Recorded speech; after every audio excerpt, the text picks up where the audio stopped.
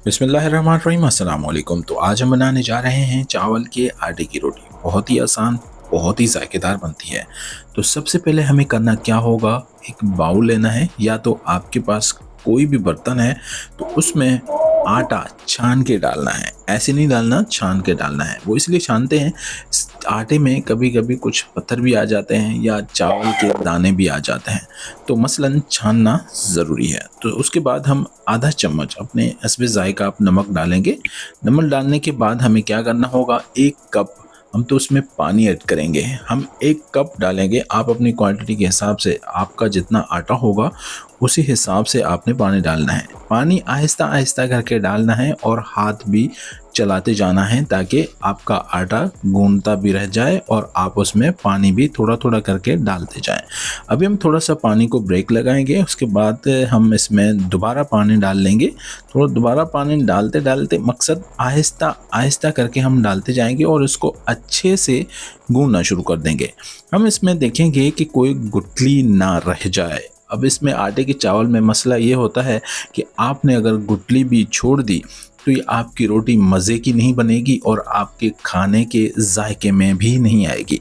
हम ये कोशिश करते हैं कि आटे में गुठली ना रहे और अच्छे से आटा गूंद जाए। हमने इसमें 2 दफ़ा 3 दफ़ा चेक करते हैं कि आटे में कहीं गुठली तो नहीं रहेगी, मगर आटे में हम गुठली नहीं छोड़ते। आटे को अच्छे तरीके से गूंद लेते हैं अपने हाथ से। उसके बाद जब हमारा आटा तैयार हो जाता है, उसके बाद हम बाउल उठा लेते हैं और आपने तवा उठा लेना है। तवे को अच्छे से गर्म करना है। उसके ऊपर 1 कप या कोई भी बर्तन हो, उसी से आपने तवे के ऊपर ये आटा डाल देना है और अब हाथ की मदद से आपने उस आटे को घुमाना है।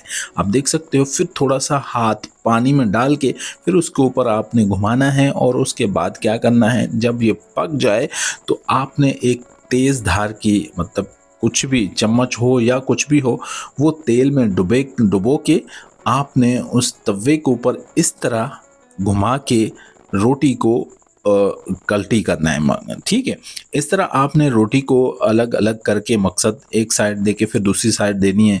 फिर उसके बाद हम थोड़ा सा उसके ऊपर ग्रीस करेंगे, मकसद तेल, थोड़ा सा तेल या घी हो तो और भी बेस्ट है, क्योंकि आपकी रोटी कड़क हो जाएगी और बहुत ही ज़बरदस्त और भी बनेगी। आप घी भी लगा सकते हो और तेल भी लगा सकते हो।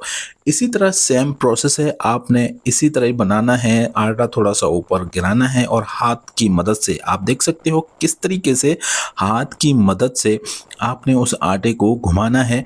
और थोड़ा सा पानी, मतलब हाथ में पानी नहीं लेना, हाथ को पानी में डुबो के उसके ऊपर थोड़ा सा हाथ मल लेना है ताकि वो बिल्कुल लेवल हो जाए। और जैसे आपकी साइड पक जाए, आपकी रोटी बिल्कुल तैयार हो जाएगी। जितनी कड़क बनाओगे और आपको मज़ा देगी।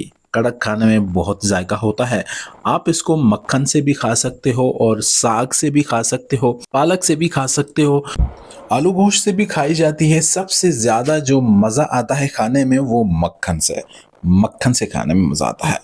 तो मिलते हैं कल।